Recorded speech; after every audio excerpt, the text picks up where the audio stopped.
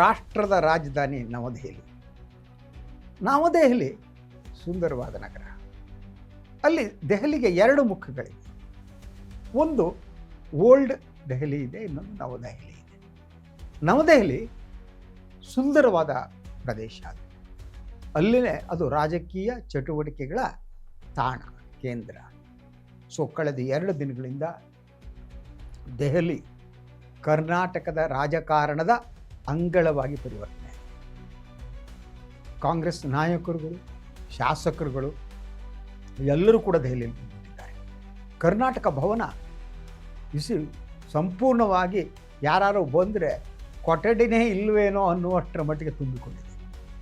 ಹಾಗೆಯೇ ನೀವು ಮಲ್ಲಿಕಾರ್ಜುನ ಖರ್ಗೆಯವರ ಮನೆ ಎದುರಿರ್ಬೋದು, ವೇಣುಗೋಪಾಲು, ಸುರ್ಜೇವಾಲಾ, ಎಸ್ಪೆಷಲಿ ಸುರ್ಜೇವಾಲಾ ಅವ್ರನ್ನ ಭೇಟಿ ಮಾಡೋದಕ್ಕೂ ಕೂಡ ಶಾಸಕರುಗಳು ಓಡಾಡ್ತಾರೆ. ಅಲ್ಲಿರುವ ಬಹಳಷ್ಟು ಶಾಸಕರುಗಳು ಮಂತ್ರಿಯಾಗುವ ಕನಸು ಹೊತ್ತು ದೆಹಲಿಯ ವಿಮಾನ ಏರಿದವು.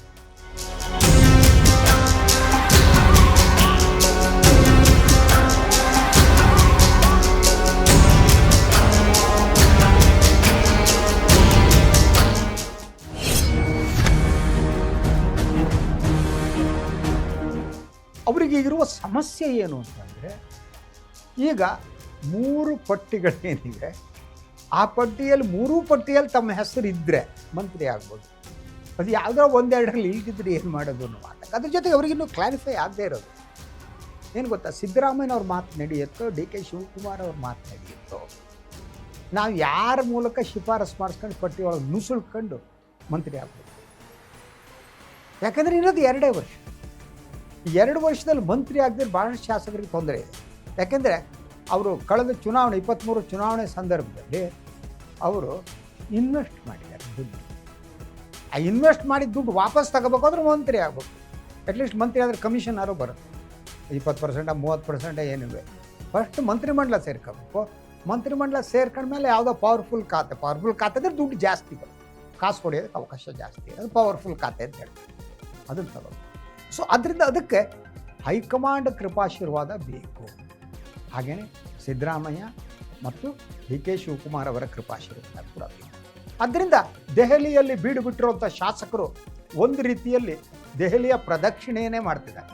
ಕರ್ನಾಟಕ ಬಂದಲ್ಲಿ ನೋಡ್ತಾರೆ, ಯಾರು ಸಿಗ್ತಾರೆ ನೋಡ್ತಾರೆ, ಇದ್ರೆಲ್ಲ ಅಲ್ಲಿ ಹಿಡ್ಕೋತಾರೆ, ಅಲ್ಲಿಂದ ಖರ್ಗೆ ಮನೆ ಹತ್ರ ಬರ್ತಾರೆ, AICC ಕಚೇರಿಗೆ ಹೋಗ್ತಾರೆ, ಅಲ್ಲಿಂದ ವಾಪಸ್ ಬರ್ತಾರೆ, ಸಿದ್ದರಾಮಯ್ಯ ಎಲ್ಲಿ ಸಿಗ್ತಾರೆ. ಅದರಿಂದ ಇವತ್ತು ಬೆಳಗ್ಗೆ ದೆಹಲಿಯ ಶರವಣ ಭವನ ಇದೆಯಲ್ಲ, ಭಾಳ ದೆಹಲಿಯಲ್ಲಿ ನೀವು ದಟ್ ದೋಸೆ ಗಿಸೆ ತಿನ್ನಬೇಕು ಅಂತಂದರೆ ದಕ್ಷಿಣ ಭಾರತ ತಿಂಡಿಗೆ ಶರವಣ ಭವನ ಇದೆಯಲ್ಲ, ಅದು ಪಾಪ್ಯುಲರ್. ಚೆನ್ನಾಗಿರುತ್ತೆ ತಿಂಡಿ. ನೀವು ದೆಹಲಿಗೆ ಹೋದರೆ ಒಂಥರ ಟ್ರೈ ಮಾಡ್ಬೋದು ಶರವಣ ಭವನ. ಸಿದ್ದರಾಮಯ್ಯ ಒಂಥರ ಫುಡ್ಡಿ ಅನಿಸುತ್ತೆ ನನಗೆ. ಅವರು ತಿಂಡಿ ತಿನ್ನೋದ್ರಲ್ಲಿ ಈ ಮೈಸೂರಿಗೆ ಹೋದ ತಕ್ಷಣ ಅವರು ಮೈಲಾರಿ ಹೋಟೆಲಿಗೆ ಹೋಗ್ಬಿಟ್ಟು ಫಸ್ಟ್ ಕ್ಲಾಸ್ ದೋಸೆ ಗಿಸೆ ಈ ಎಂಜಾಯ್ ದ ಲೈಫ್ ಅಂತ ನೋಡಿ. ಇಂಥ ಚಟುವಟಿಕೆ ನಡುವೆ ಕೂಡ ಇವತ್ತು ಅವರು ಬೆಳಗ್ಗೆ ಶರವಣ ಭವನಕ್ಕೆ ಹೊರಟೇ ಬಿಟ್ಟರು. ಸೊ ಅವ್ರ ಜೊತೆಗೆ ಭಾಳಷ್ಟು ಶಾಸಕರಿದೆ. ಆ ಶಾಸಕರು ಏನು ಅಂತ ಅಂದರೆ, ಸೊ ಸಿದ್ದರಾಮಯ್ಯನವ್ರ ಜೊತೆಗಿದ್ದವರು, ಅವರ ಆಪ್ತರು. ನಿನ್ನೆನೇ ಕೆಲವರು ಸಿದ್ದರಾಮಯ್ಯನ ಜೊತೆ ವಿಮಾನ ಏರ್ದೆಲ್ಲಿದ್ದರು. ವಿಮಾನ ನಿಲ್ದಾಣದ ಒಳಗೆ ಕೆಲವರು ಬಂದರು, ಕೆಲವರು ವಾಪಸ್ ಹೋದರು. ಜಮೀರ್ ಅಹಮದ್ ಖಾನ್ ಅವರು ಅಲ್ಲಿವರೆಗೆ ಬಂದಿದ್ದರು, ಆದರೆ ಬೇರೆ ಕಾರಣಕ್ಕೆ ಅವ್ರ ಮೇಲೆ ಬಂದ ಒಂದು ಆರೋಪ ಅಥವಾ ಆಡಿಯೋ ಲೀಕ್ ಏನಾಗಿತ್ತು, ಅದರಿಂದ ಸಿದ್ದರಾಮಯ್ಯನವರು ವಾಪಸ್ ಕಳಿಸಿದ್ರು.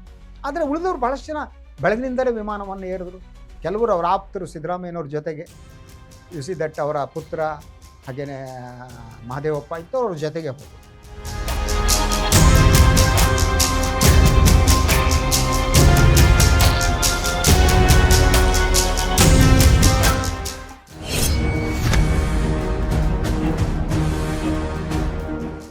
ಉಳಿದವರು ಬೇರೆ ಬೇರೆ ವಿಮಾನವನ್ನೇ ಏರಿ ದೆಹಲಿಯನ್ನು ತಲುಪಿದ್ದಾರೆ. ಅವರಲ್ಲಿ ಒಂದು ರೀತಿ ಮಂತ್ರಿ ಆಗಬೇಕು ಅನ್ನೋದು ಒಂದು ಕಡೆ ಆದರೆ ಆತಂಕ ಅವರು. ಕೆಲವರು ಸಿದ್ದರಾಮಯ್ಯನವ್ರ ಆಪ್ತರಾದವ್ರಿಗೆ ಕೂಡ ಒಂಥರ ಭಯ ಶುರು ಆಗ್ಬಿಟ್ಟಿದೆ. ನಾವು ಸಿದ್ದರಾಮಯ್ಯ ಜೊತೆ ಇದ್ವಿ, ಈಗ ಡಿ ಕೆ ಶಿವಕುಮಾರ್ ಬೂಟ ಹೊಡೆದ್ಬಿಡ್ಬೇಕು. ಡಿ ಕೆ ಆಪ್ತರಾದವರಿಗೆ ನಾವು ಡಿ ಕೆ ಹತ್ರ ಇದ್ವಿ, ಸಿದ್ದರಾಮಯ್ಯ ಬದಲಾಗೋದಕ್ಕೆ ನಮ್ಮ ಕಾಂಟ್ರಿಬ್ಯೂಷನ್ ಇದೆ, ಸಿದ್ದರಾಮಯ್ಯನವರು ತಮ್ಮ ಹೆಸರನ್ನ ಬೇಡವೇ ಬೇಡ ಅಂತ ಕುತ್ಕೊಬಿಟ್ರೆ ಏನು ಮಾಡೋಣ. ಹೀಗೆ ವಿಚಿತ್ರ ಆತಂಕದಲ್ಲಿ ಶಾಸಕರಿದ್ದಾರೆ. ಅವರು ಆತಂಕದಲ್ಲಿ ಶಾಸಕರಿದ್ದರೆ ಬೆಂಗಳೂರಿನಲ್ಲಿ ನಾಳಿನ ಪ್ರಮಾಣ ವಚನ ಸ್ವೀಕಾರ ಸಮಾರಂಭಕ್ಕೆ ಎಲ್ಲ ರೀತಿಯ ವ್ಯವಸ್ಥೆಯನ್ನು ಮಾಡಲಾಗ್ತದೆ. ರಾಜಭವನದ ಸುತ್ತಮುತ್ತ ಡಿ ಕೆ ಶಿವಕುಮಾರ್ ಅವರ ಬೃಹತ್ ಕಟೌಟ್ಗಳು ಎದ್ದಿವೆ. ಹಾಗೆಯೇ ನೀವು ಶಿವಾನಂದ ಸ್ಟೋರ್ಸಿಂದ ನೀವು ಚಾಲುಕ್ಯ ಹೋಟೆಲ್ವರೆಗೆ ಬಂದರೆ ಸಂಪೂರ್ಣವಾಗಿ ಕಾಂಗ್ರೆಸ್ ಬಾವುಟಗಳು ರಾರಾಜಿಸ್ತಾ ಇದೆ. ಅದರ ಜೊತೆಗೆ ಏನು ಮೊದಲು ಜನತಾದಳದ ಆಫೀಸ್ ಆಗಿತ್ತು, ಅದೇನು ಕಾಂಗ್ರೆಸ್ ಆಫೀಸ್ ಆಗಿ ನ್ಯಾಯಾಲಯದ ತೀರ್ಪಿಂದ ಬದಲಾಯ್ತಲ್ಲ, ಅಲ್ಲೂ ಕೂಡ ಗುದ್ದಲಿ ಪೂಜೆ ನಡೆಯೋ ಚಾನ್ಸಸ್ ಇದೆ. ಅದರಿಂದ ಆ ರಸ್ತೆಯಲ್ಲೂ ಕೂಡ ಸಂಪೂರ್ಣವಾಗಿ ಕಾಂಗ್ರೆಸ್ ಮಯ ಮಾಡಲಾಗಿದೆ. ಸೊ ನೀವು ನೋಡಿದರೆ ನಿಮಗೇನೂ ಕಾಣಲ್ಲ, ಬರೇ ಕಟೌಟ್ಗಳು. ಡಿ ಕೆ ಶಿವಕುಮಾರ್ ನಗ್ತಾ ಇರೋದು, ಅದ್ರ ಜೊತೆ ಆ ಕಟೌಟ್ ಹಾಕಿದವ್ರ ಫೋಟೋ, ಎಸ್ಪೆಷಲಿ ಈ ಏರಿಯಾದಲ್ಲಿ, ನಾನು ನಿಮ್ಗೆ ಹೇಳಿದ ಏರಿಯಾದಲ್ಲೆಲ್ಲ ಸಂಪೂರ್ಣವಾಗಿ ಏನೇ ಹ್ಯಾರಿಸ್ ಅವರು ಮತ್ತು ಅವ್ರ ಪುತ್ರ ನಲ್ಪಾಡ್ ಅವರು ಇದನ್ನು ಹಾಕಿಸಿದ್ದಾರೆ ಕಟೌಟ್ಗಳಲ್ಲಿ. ಯಾಕಂದರೆ ಅವ್ರ ಫೋಟೋ ಕಾಣ್ತಾ ಇದೆ. ಕೆಲವು ಫೋಟೋಗಳಲ್ಲಿ, ಕೆಲವರ ಈ ಕಟೌಟ್ಗಳಲ್ಲಿ ಸಿದ್ದರಾಮಯ್ಯವ್ರ ಫೋಟೋ ಸಣ್ಣದಾಗಿದೆ. ಡಿ ಕೆ ಅಲ್ವಾ ಮುಖ್ಯಮಂತ್ರಿ, ಈಸ್ ದ ಹೀರೋ. ನಾವು ಈಗ ಯಾರಪ್ಪ ಕರ್ನಾಟಕದಲ್ಲಿ ಹೀರೋ ಅಂದರೆ ಡಿ ಕೆ ಶಿವಕುಮಾರ್. ಆದ್ದರಿಂದ ನಾಯಕರ ಜೊತೆಗೆ ಜನ ಇರಲೇಬೇಕು. ಆದ್ದರಿಂದ ಇಡೀ ಒಂದು ರೀತಿಯಲ್ಲಿ ಸಂಭ್ರಮ ಕಾಣ್ತಾ ಇದೆ.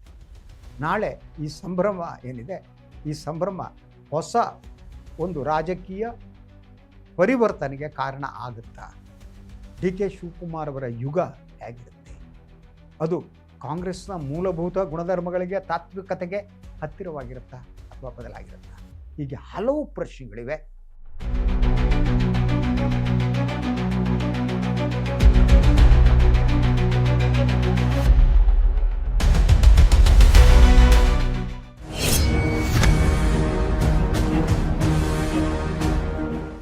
ಅದಕ್ಕಿಂತ ಮುಖ್ಯವಾಗಿ ದೆಹಲಿಗೆ ಹೋದ ಶಾಸಕರು ಏನಿದ್ದಾರೆ, ಅವರು ಯಾರ್ಯಾರು ಸಂತೋಷದಿಂದ ವಾಪಸ್ ಆಗ್ತಾರೆ, ಯಾರ್ಯಾರು ದುಃಖದಿಂದ ವಾಪಸ್ ಆಗ್ತಾರೆ, ಅದು ಗೊತ್ತಾಗೋದು ನಾಳೆ ಸಂಜೆ.